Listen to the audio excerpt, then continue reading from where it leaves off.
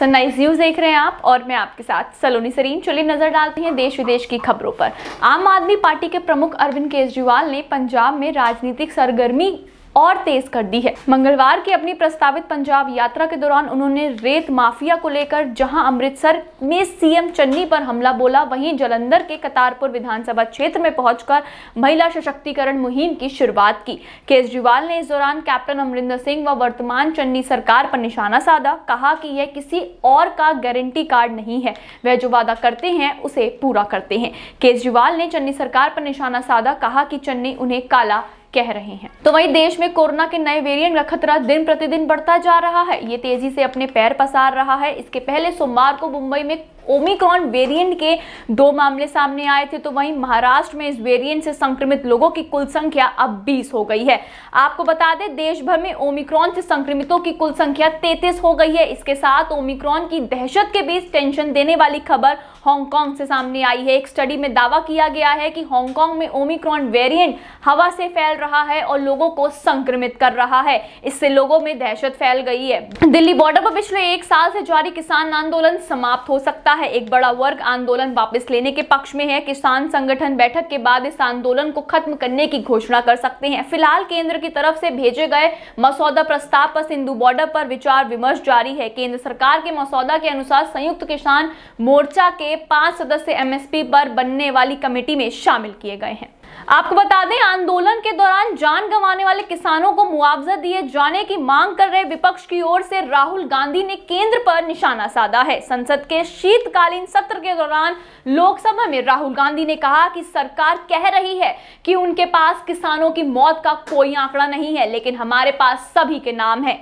इससे पहले राहुल गांधी ने किसानों को मुआवजा दिए जाने की मांग को लेकर लोकसभा में चर्चा के लिए स्थगन प्रस्ताव नोटिस भी दिया था। भारतीय क्रिकेट कंट्रोल बोर्ड यानी बीसीसीआई T20 के बाद वनडे की कप्तानी भी रोहित शर्मा को सौंपने जा रहा है। दक्षिण अफ्रीका दौरे पर वनडे सीरीज में रोहित शर्मा ही कप्तान होंगे। इसका आधिकारिक ऐलान भी दौरे के लिए भारतीय टीम की घोषणा के दौरान ही किया जा सकता है। आपको बता दें, बीसीसीआई के सूत्रों के हवाले से एक रिपोर्ट में बताया गया है कि रोहित को वनडे की कप्तानी सौंपने की तैयारियां की जा रही हैं। भारतीय टीम को इस महीने दक्षिण अफ्रीका जाना है, जहां टीम 3 टेस्ट मैच और 3 वनडे मैच खेलेगी। संयुक्त अरब अमीरात अपने कर्मचारियों को नए साल में आराम का तोहफा देने जा रहा है। 1 जनवरी 2022 से यहां हफ्ते में सिर्फ 4.5 दिन काम होगा। जी हां, बाकी 2.5 दिन छुट्टी होगी। यूएई सरकार ने इस बारे में ऑफिशियल स्टेटमेंट जारी किया है। अगले कुछ दिनों में सर्कुलर तमाम सरकारी ऑफिसों में भेज दिया जाएगा। यूएई दुनिया का पहला ऐसा देश है जहां वीकली वर्किंग आवर्स यानी हफ्ते में काम करने के दिन कम कर दिए गए हैं। दुनिया के ज्यादातर देशों में 5 डे वर्किंग वीक कल्चर है।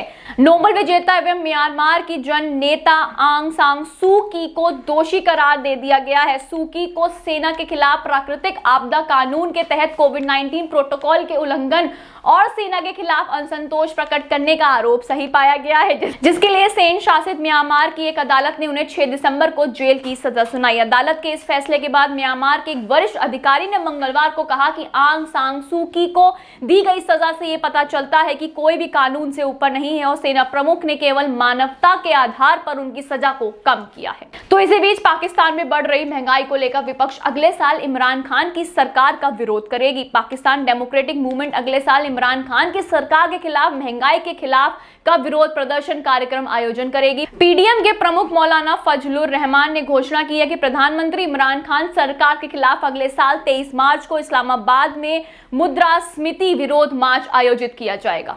चीन ने मंगलवार को चेतावनी दी है कि मानवाधिकार चिंताओं पर बीजिंग शीतकालीन ओलंपिक के राजनीतिक बहिष्कार के लिए संयुक्त राज्य अमेरिका को कीमत चुकानी होगी। अमेरिका के इस कदम ने एथलीटों को अगले साल फरवरी में शुरू होने वाले खेलों में भाग लेने से रोक दिया है। अमेरिका के इस कदम का बीजिंग ने विरोध किया और उसने धमकी देते हुए कहा कि अमेरिका अपने गलत काम की कीमत चुकाएगा। कोरोना वायरस के नए वेरिएंट ओमिक्रॉन की दस्तक ने सभी को चिंता में डाल दिया है। नए वेरिएंट के खतरे को देखते हुए न्यूयॉर्क ने टीकाकरण प्रक्रिया को तेज कर दिया है, जिसमें 5 साल से कम उम्र के बच्चों के लिए और निजी क्षेत्र की कंपनियों के कर्मचारियों के लिए वैक्सीन जरूरी कर दी गई है। इतना ही नहीं, इसके अलावा 5 से 11 साल के बच्चों को 14 दिसंबर तक कम से कम 1 वैक्सीन की खुराक मिलनी आवश्यक है और 12 साल और उससे अधिक उम्र के बच्चों को 27 दिसंबर तक पूरी तरह से टीका लगाना जाना अनिवार्य होगा। फिलहाल इस बुलेटिन में इतना ही। ऐसी और खबरों के लिए जुड़े रहे मेरे साथ और देखते रहिए सनराइज न्यूज। धन्यवाद।